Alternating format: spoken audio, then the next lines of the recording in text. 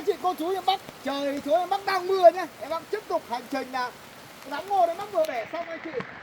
Hôm nay đi phát cây để đây là để mình chuẩn bị tới là mình mua cây cho mình trồng anh chị cô chú em Bắc. Đấy, anh chị thấy cái móc của em Bắc ok không? Vào dao ấy.